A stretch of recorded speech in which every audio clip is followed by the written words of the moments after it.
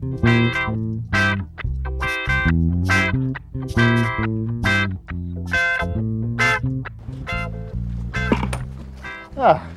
lele, or g'day as they say around in these parts. Today we're going to be getting the most important part of the recipe we're going to be preparing later on, and that is of course fish. And the best place to fish is of course Broome Jetty. Today we're going to use squid, and squid is probably best for barramundi, but we'll see what we get and try our luck. Here we go.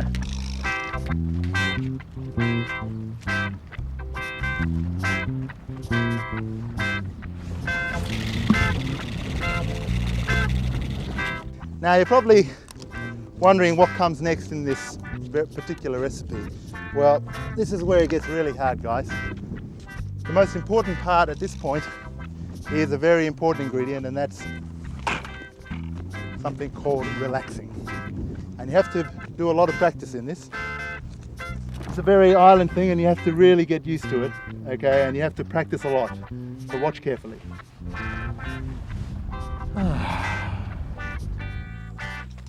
Wow, there you go, Red Emperor, straight off the jetty. After all that hard preparation, as you saw, we managed to get a good fish. This fish is what we're going to make tonight, and we're going to make it Tongan style.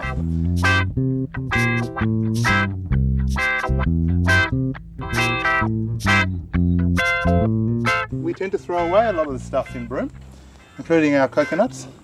Generally our trees are for show. In the islands, the trees are really valuable for not only their fruit, but all other parts of them. Most people buy coconut milk in a tin, but I thought I'd have a go at making it the old-fashioned way.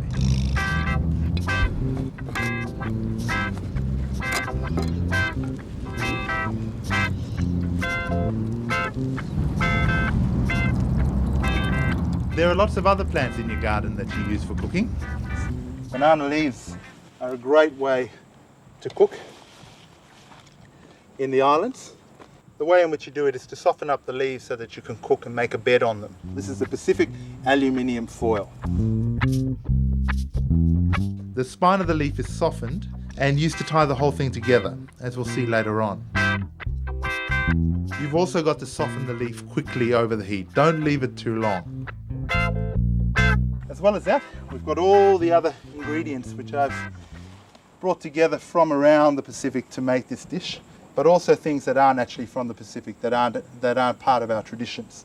Of course, you have the coconut milk, onion, you have your garlic, tomato, lemons, limes, chili. My favorite, and this isn't used a lot in the Pacific, are coriander and basil.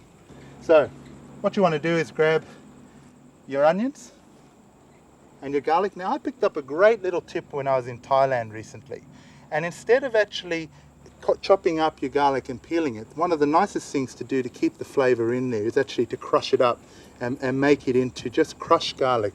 You don't have to do a lot, just need to just crush it up like that. Of course, nice liberal Pacific Island cuts of onion, big chunks, which is the way to cook in the Pacific. You stick them into the fish, like so. With the basil and coriander, like the garlic, you want to just break it up a little, so you release the flavours. Breaking up the coriander, so add some slices into the fish. This will actually provide a bit of room for the flavour to move. What you want to do is sprinkle some chili quite liberally onto the fish. Add a few tomatoes inside. These all help to keep the fish nice and moist. And my favourite thing, as probably with a lot of people, is to add some lemon on top. We actually use a fair amount of lime in the Pacific because it grows quite abundantly in wild. But lemon is also very good in this dish. The next thing to do is to add your coconut milk. Now, when you're putting in your coconut milk, you can be as liberal as you like.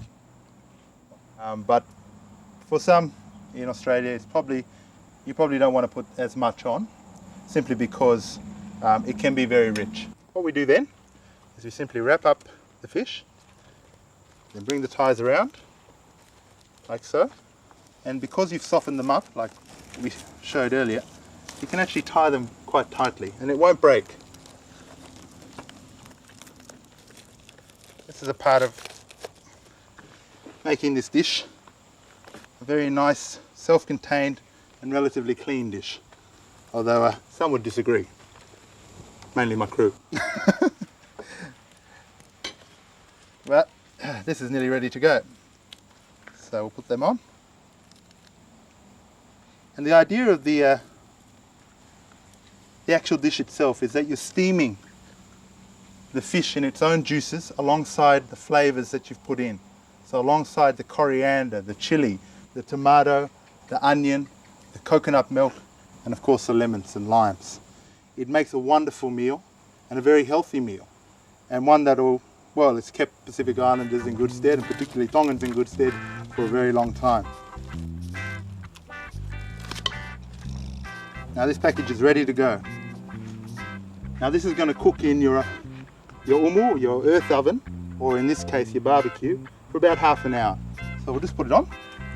Now it's going to go in and I'll show you what we cooked. I'm waiting for that fish.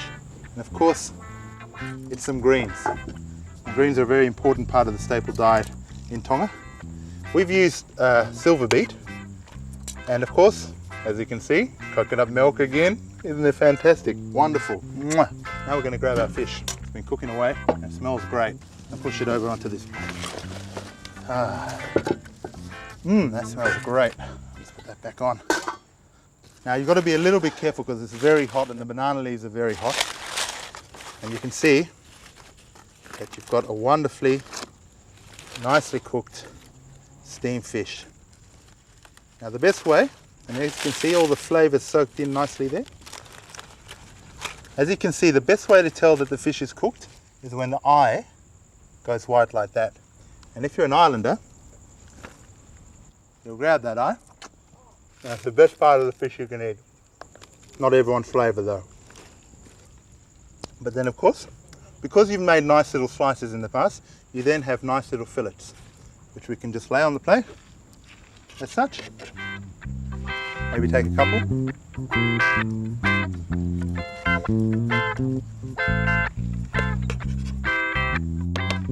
Serve up. There you have it, Tongan fish.